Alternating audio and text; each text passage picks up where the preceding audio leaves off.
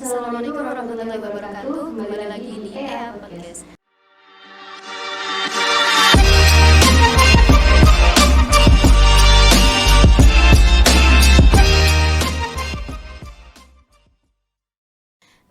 Alhamdulillah, pada kesempatan kali ini kita kedatangan pengasuh Pondok Pesantren As-Siddiqiyah 10 Cianjur Putri, yakni Umi Atina Balkis Iza LC.MA.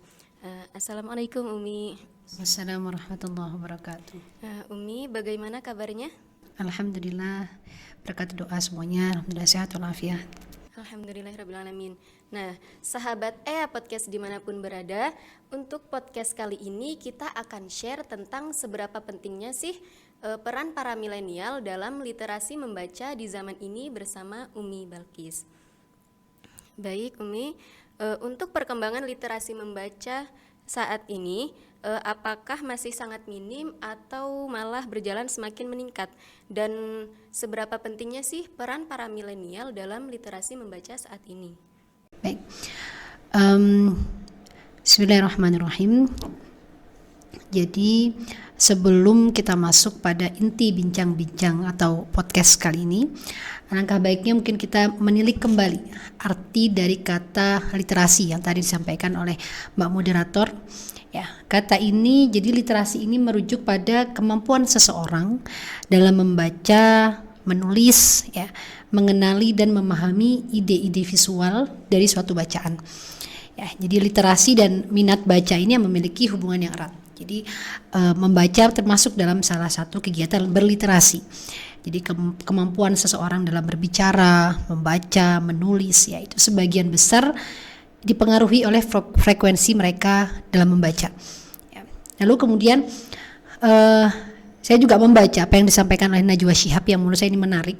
Ya, Najwa Shihab ini beliau adalah duta membaca Indonesia dari tahun 2016 sampai 2020. Itu beliau menyatakan, jadi literasi dengan arti seperti itu adalah arti literasi dalam konteks yang sangat sederhana. Tapi secara detailnya, jadi kita harus memahami arti literasi itu sendiri sebagai tidak hanya sekedar membaca atau kemampuan menulis, ya, tapi literasi itu sebagai kemampuan menyerap informasi dan mengolah sehingga berguna untuk kehidupan. Ini juga sama jika disambungkan apa yang disampaikan dalam Islam, ya, dalam beberapa kitab yang saya baca, bahwa ya di Al-Quran itu ketika menyatakan yatluna kitaballah, ya, membaca di situ tidak hanya sekedar ya membaca dan berlalu begitu saja, tidak, tapi membaca yang mana bisa kita ambil nilai-nilai dari apa yang kita baca lalu kemudian kita terapkan di dalam kehidupan. Seperti itu ya. Jadi itu pengertian literasi, atau khususnya yang sekarang kita fokuskan kepada kegiatan membaca, ya itu seperti itu. Lalu kemudian bagaimana perkembangan literasi membaca para milenial? Ya, ini yang saya lihat, ya, dikutip dari laman perpustakaan.kemendagri.go.id. Indonesia ini menempati ranking ke-62 dari 70 negara, ya, berkaitan dengan tingkat literasi atau tingkat membacanya mereka. Atau dalam tanda kutip, ya, ini bisa kita simpulkan bahwa berada di 10 negara terbawah yang memiliki tingkat literasi yang sangat rendah. Jadi ini sungguh sangat mengenaskan, ya, sangat mengenaskan. Ini penelitian ini yang saya lihat dari halaman perpustakaan.kemendagri.go.id. Ini adalah hasil survei tahun 2020. Itu seperti itu. Jadi memang masih sangat rendah, ya, kita harus menyatakan bahwa masih sangat rendah minat literasi khususnya dalam membaca generasi milenial khususnya di Indonesia pada saat ini. Lalu kemudian pertanyaan selanjutnya tadi, seberapa penting peran milenial dalam literasi membaca saat ini? Menurut saya tetap sangat penting. Terlebih kita, ya, hidup di zaman era digital, ya, di mana informasi itu terlalu mudah untuk kita serap, dan orang-orang yang menurut saya pasti akan berbeda. Mereka yang gemar membaca, khususnya mereka punya pegangan pada kitab-kitab ilmu, ya, atau mungkin juga secara lebih rincinya lagi yaitu kutubus salaf, ya. Kalau kita khususnya para santri, ya, Itu tentu akan beda dengan orang yang tidak pernah membaca, pasti akan beda dalam menyikapi banjirnya derasnya arus informasi yang masuk. Mereka yang tidak suka membaca ketika mendapat sharingan misalnya broadcast suatu berita, dan kemudian di akhir berita ada himbauan untuk membagi. Ayo share jangan sampai berita ini, informasi ini hanya berhenti di kamu, tapi coba share ke orang-orang terdekatmu misalnya begitu, tanpa dia cek dan recheck apakah itu benar, ya apakah itu suatu informasi yang benar atau tidak, atau yang sekarang banyak sekali itu namanya hoax ya. Nah, itu pasti akan berbeda. Mereka yang tidak suka membaca, mereka yang tidak punya bekal ilmu yang dapatkan dalam kitab-kitab, dalam buku-buku, mereka akan dengan mudah untuk meng-share berita tersebut. Dan mereka tidak mau tahu itu benar atau tidak. Yang penting saya ada anjuran untuk meng-share. Tapi mereka yang suka membaca, ilmu pengetahuannya besar, ya, karena membaca itu ya membuka jendela dunia. Kita semakin banyak lagi pengetahuan, wawasan yang kita dapat. Pasti akan beda. Maka orang yang sering baca tadi, mereka akan melihat dulu ini isinya apa, benar atau tidak. Oh, pengetahuan yang saya baca dari buku, dari kitab ini tidak benar. Apalagi misalnya yang juga banyak terjadi ya, itu seperti hadis ya, broadcastan hadis, lalu kemudian mungkin niatnya ingin dakwah, niatnya ingin menyebar kebaikan, tapi karena minimnya ilmu akhirnya dia asal nge-share saja, padahal belum tentu hadis tadi benar-benar memang adalah sabdanya Rasulullah SAW. Seperti itu. Jadi itu pentingnya menurut saya generasi milenial sekarang, meski hidup di era digital, bahkan akan lebih sangat penting gitu ya, agar bisa lebih bijak dalam menyikapi derasnya informasi yang masuk kepada mereka. Lalu kemudian juga yang kita tahu, syabbanul yaum rijalul ghad, ya, pemuda-pemuda kalian saat ini, pemuda-pemuda saat ini kelak nanti akan menjadi seorang pemimpin, ya. Maka harus demi gemilangnya nanti kualitas peradaban yang akan datang, pemimpin yang nanti ini berarti pemuda yang sekarang harus dicetak untuk menjadi sosok yang gemar membaca untuk menambah ilmu pengetahuan mereka, agar bekalnya nanti ya, bekalnya untuk menjadi seorang pemimpin nanti cukup, seperti itu. Oke, jadi peran para milenial saat ini sangat penting ya, Mi ya. Sangat penting ya, terlebih di era digitalisasi seperti ini ya.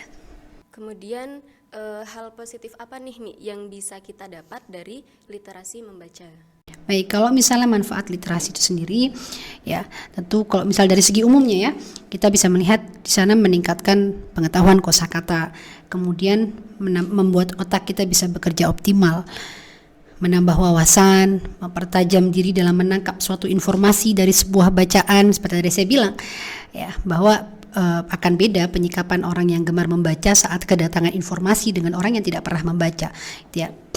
Kemudian mengembangkan kemampuan verbal yang tadi saat saya menyampaikan tentang pengertian literasi, ya, dimana bahwa literasi tadi kan tidak hanya membaca ya, tapi menulis, kemudian kemampuan untuk kita sekarang juga sebenarnya sedang berliterasi.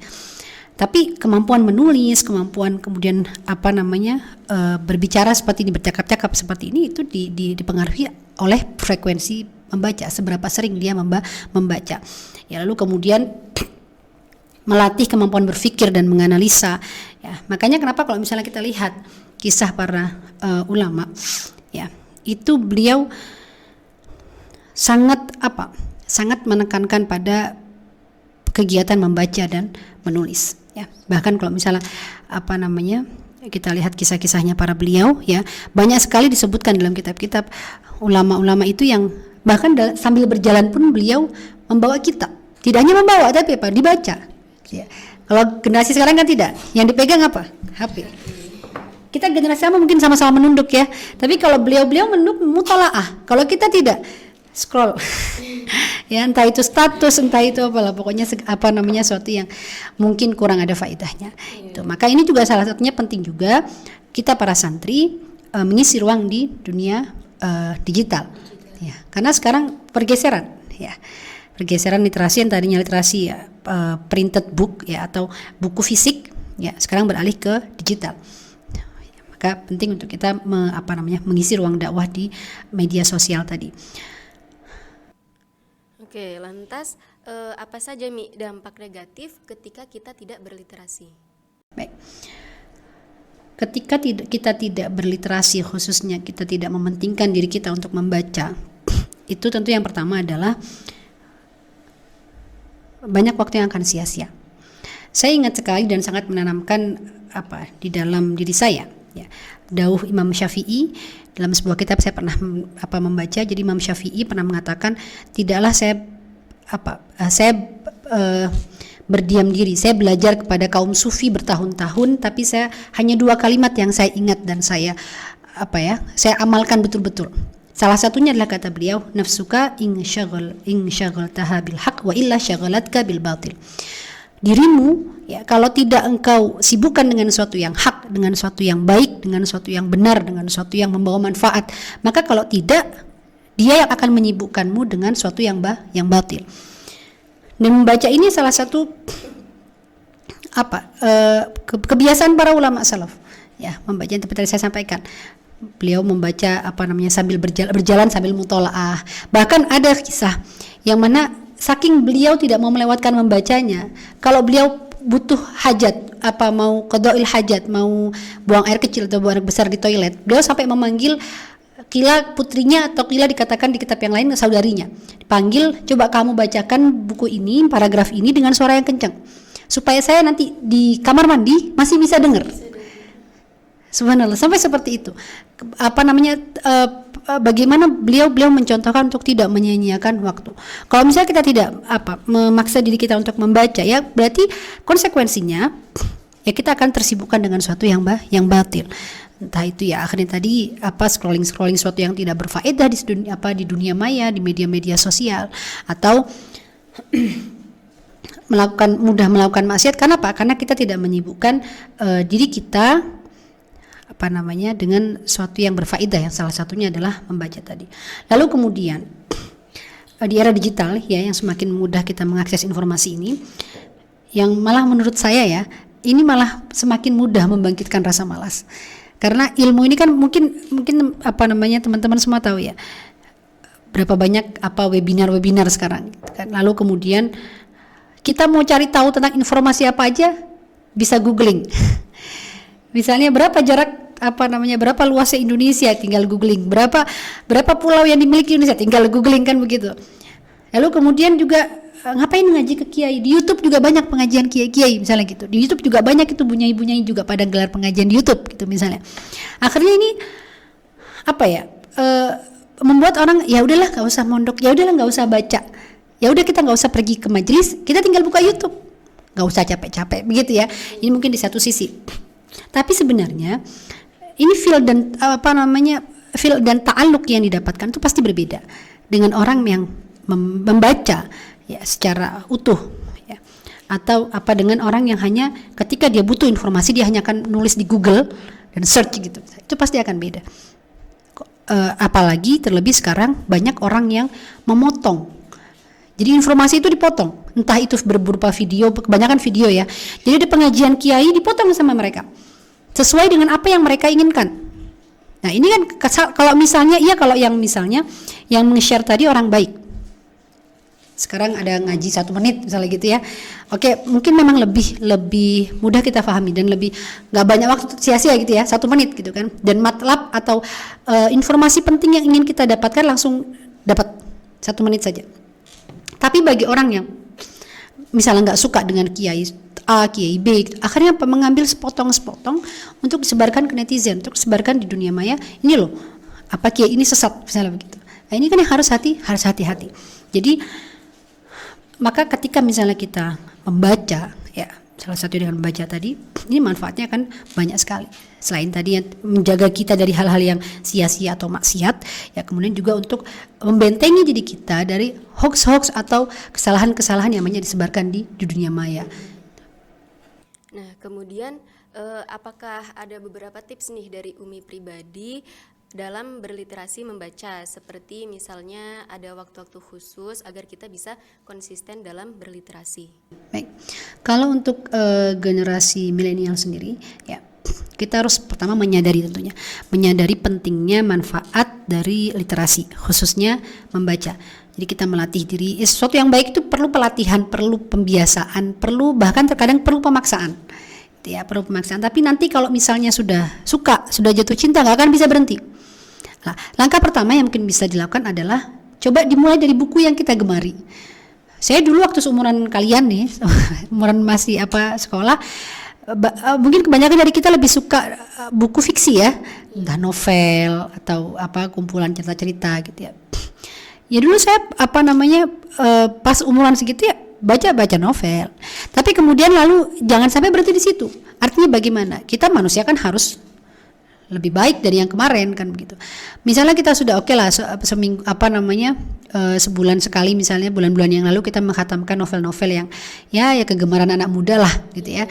Yang mungkin ya cuma kita senang alur ceritanya aja gitu. Lalu kemudian coba kita naikkan. Sekarang kan banyak ya novel-novel istilahnya yang dulu pertama kali yang mencetuskan itu Habibur Rahman Al-Shirazi. Istilahnya novel penggugah jiwa. Jadi meski novel tapi di sana banyak hal-hal berbobot yang bisa kita dapatkan. Jadi banyak sekarang penulis yang Masya Allah Tabarakallah bahkan dari kalangan santri ya, itu yang mereka mengemas nasihat-nasihat dalam bentuk novel, dalam bentuk kisah fiksi. Nah ini ya maka kita harus bisa membagi juga, entah itu kalau misalnya kita suka alur ceritanya, kita pun harus mau mengambil nasihat-nasihat atau kalam-kalam ulama yang diselipkan di situ. Ya jadi abis novel ya kita naik kelas nih, novel penggugah jiwa. Ya kayak ibarat kalian sekolah, kalian mau sekolah cuma kelas 1 SMP terus kan enggak, pengennya kan pasti naik kelas. Pun begitu dalam berliterasi membaca. Nanti setelah itu semakin kalian dewasa, ya jangan mencukupkan diri pada baca buku fiksi saja atau buku novel penggugah jiwa saja. Itu nggak apa-apa lah, sesekali kalau lagi bad mood ya, lagi bosen gitu nggak apa-apa, diselingkan. Lalu kemudian kita upgrade buku non fiksi, buku motivasi, buku Islami.